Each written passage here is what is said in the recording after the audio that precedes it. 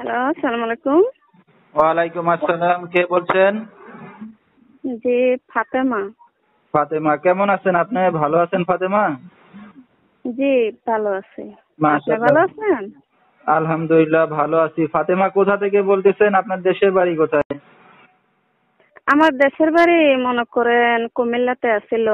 এখানে মনে করো বাবা বিদেশে গিয়ে কইরা, সৎ মায়ের বিয়ে শাদী কইরা মনে করো এখন সিলেট মদিনা মার্কেট এখানে বাসা ভাড়া থাকি। আচ্ছা, ঠিক আছে। তো বর্তমান ফ্যামিলিতে আপনার সাথে কে কে আছে ফাতেমা? বর্তমানে আছে বাবা আছে, সৎ মা আছে, সৎ মার কাছে থাকি, অনেক জ্বালা যন্ত্রণা পাই। এই কাছে মনে করো আমি ইউটিউবের সামনে গেছি। আচ্ছা আচ্ছা। তো আপনার নিজের মা কোথায়? আমার নিজের মা মারা গেছে। দুঃখের বিষয়। আপনি এখন কি করেন ফাতেমা? কোনো কাজ বাজ করেন? জি, তো সেলাই মেশিন এর কাজ করি। পরের বাসায় পরের মেশিনে সেলাই মেশিন এর কাজ করি।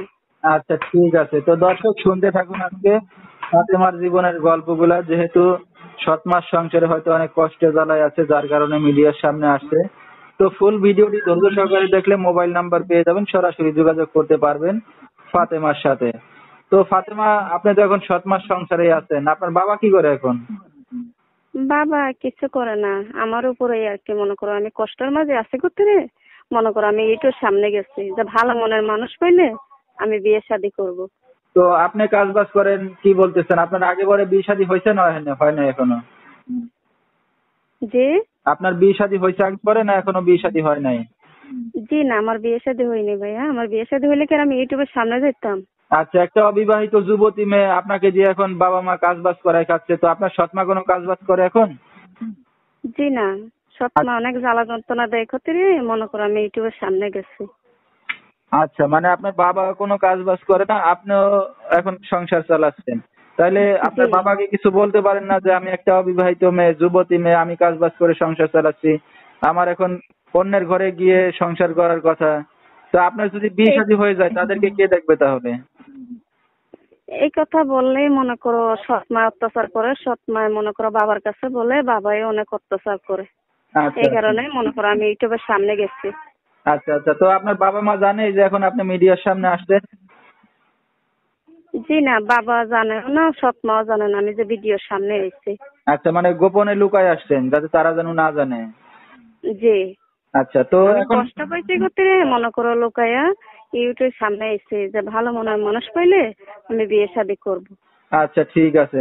তো দর্শক, আসলেই ফাতেমা একটা গরিব ঘরের যেহেতু মেয়ে, নিজের মা নাই, সৎ মার সংসারে অনেকই কষ্ট জ্বালাতে হয়তো গোপনে লুকিয়ে আসছে আজকে মিডিয়ার সামনে।